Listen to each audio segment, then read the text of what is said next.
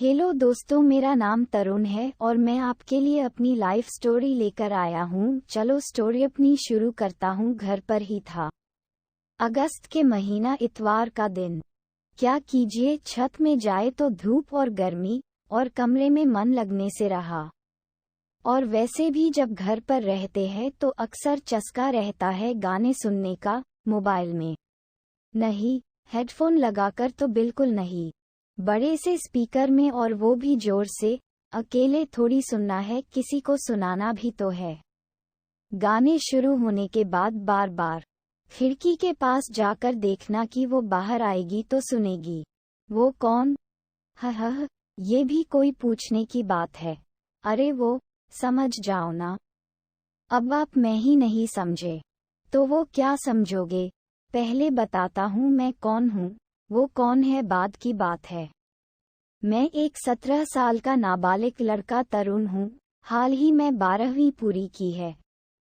Marks कुछ खास नहीं, हाँ पहली दफा मैं ही पास हो गया, मेरे लिए बहुत बड़ी बात थी। मेरा घर शहर के गली मोहल्लों में है। शहर बोले तो कोई बड़ा शहर नहीं था ये। हल्द्वानी की बात कर रहा हूँ मैं। अब बहुत लोगों को पता नहीं होगा हल्द्वानी कहाँ है। हल्द्वानी उत्तराखंड के जाने माने जिले नैनीताल का एक हिस्सा है। अब बात आती है गली मोहल्लों की। मेरा घर एक ऐसी गली में था जिस गली में करीब 40 घर है। 20 एक तरफ और ठीक उसके सामने 20 और थे। ठीक आमने सामने बीच में 12 फीट की गली। मैं तो अभी कुछ दिन पहले ही आया था यहाँ, अपने मामा मामी के घर। ये तो रही मेरी बात। अब आते हैं कि वो कौन है। थोड़ा शर्मिला हूँ मैं, ऐसे नहीं बता पाऊंगा वो कौन है। वो है जो मेरे गानों को सुनती भी है या नहीं मुझे नहीं पता, लेकिन जब भी उसे देखता हूँ मेरे अंदर सातों सुर बजने लगते हैं। मैं गाने चलाकर अक्सर खिड़की की तरफ जाया करता था और देखता था वो बाहर आ रही है या नहीं, क्योंकि हमारे घर के ठीक सामने था उसका घर। घर से निकलते ही कुछ दूर चलते ही शुरुआत बहुत कठिनाइयों में बिता। बहुत मुश्किलें आई, क्योंकि मुझे पता नहीं था वो कब क्या करती है, कब बाहर आती है, कब झाड़ू पोछा करती है, कब छत में कपड़े सुखाने जाती है। कुछ भी पता नहीं था। इससे बड़ी मुश्किल क्या होती मेरे लिए। थोड़ी सी आहट से मैं चौकन्ना हो जाता। हमारे दरवाजे के अलावा कोई भी दरवाजा आवाज करता तो मैं भागकर अपनी खिड़की के पास पहुंच जाता था। क्या पता वो बाहर आई होगी।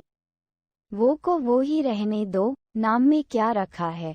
आप लोग मुझे समझदार लग रहे हो, समझ जाओगे। हाँ, तो कभी कभी दरवाजे की आवाज से मेरे खिड़की तक खींचा आना सफल रहता और वो नजर आ जाती। तो कभी वो आवाज शायद किसी और के घर की होती। शाम को छत में जाना मेरा शौक कभी नहीं था, पर बन गया था।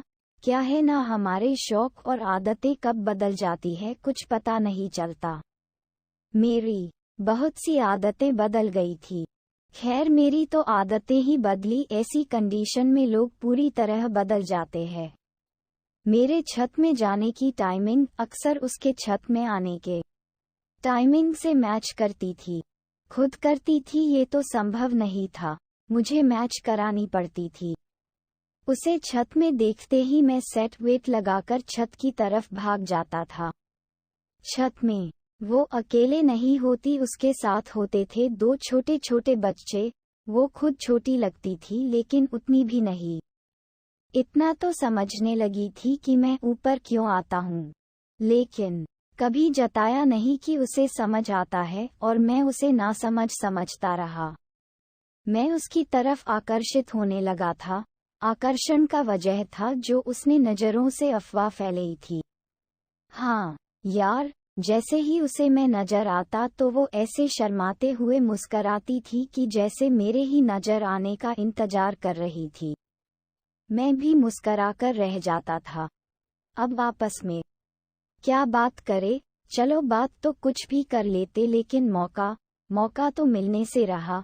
अब अगर छत में ही एक दूसरे को आवाज देंगे तो दोनों छत से चिल्लाने की आवाज आएगी। बचाओ बचाओ मामा, मत मारो मुझे मेरे छत से।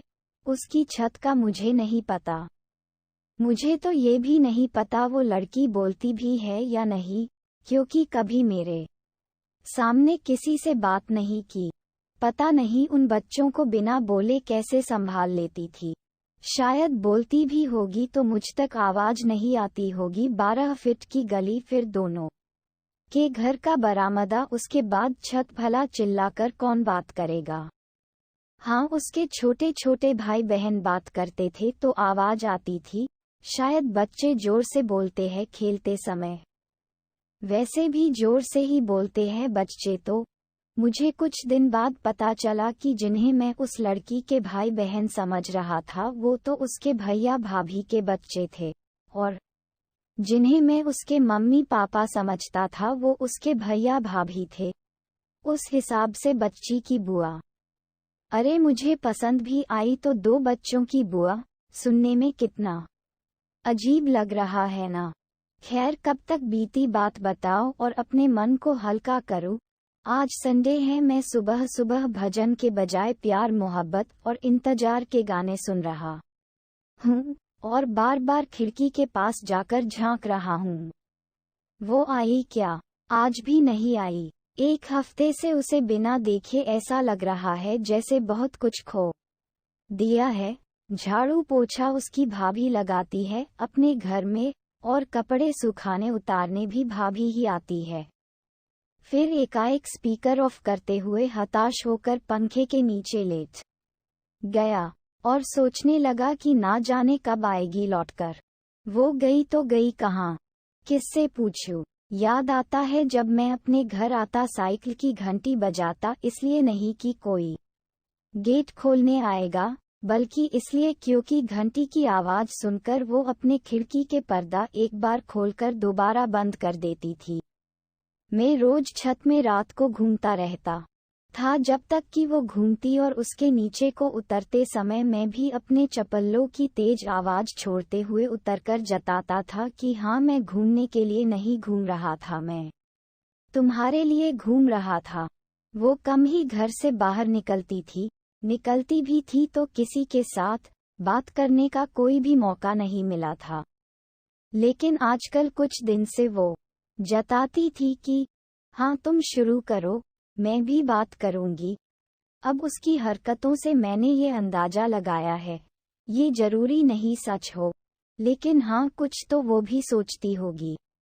मेरी हरकतों को देखकर मैंने कई बार मामी को पूछा कुछ इस तरह से, मामी आजकल तो आलसी बहू भी काम करने लग गई।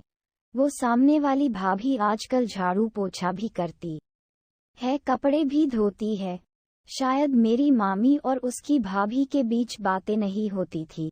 मैंने कभी ना बात करते देखा, ना उनके घर आते जाते। मामी उनके अलावा बाकी सभी घरों में अक्सर आया जाया करती थी। मामी ने सूखा से जवाब दिया, नंद है नहीं घर में, तब कर रही है, वरना ये करने वाली क्यों? नंद कहाँ चली गई? मैं मुद्दे में आने में ज्यादा देर नहीं करना चाहता था। पता नहीं, सुनने में आया है गांव चली गई अपने पापा के साथ, वहां पापा अकेले रहते हैं, मामी ने कहा। इसका मतलब अब हमेशा भाभी को करना पड़ेगा काम? मैं दुखी स्वर में बोला। तुझे बड़ी चिंता है भाभी की, अब करेगी ही काम तो बैठ के खाने की आदत भी छूट जाएगी उसकी, मामी कहते हुए किचन की तरफ चली गई। उसकी आदत तो छूट जाएगी बैठकर खाने की, लेकिन मेरी खिड़की में जाकर उसे ढूंढने की आदत कैसे छूटेगी? क्या मैं छोड़ पाऊंगा खिड़की की आदत? शायद नहीं। मेरी तो आदत बन चुके थे खिड़की और वो। और आज की हमारी स्टोरी आपको कैसी लगी कमेंट करके जरूर बताना, और स्टोरी अच्छी लगी हो तो वीडियो को लाइक, चैनल सब्सक्राइब जरूर कर लेना। मिलते हैं अगले वीडियो में, जब तक के लिए धन्यवाद।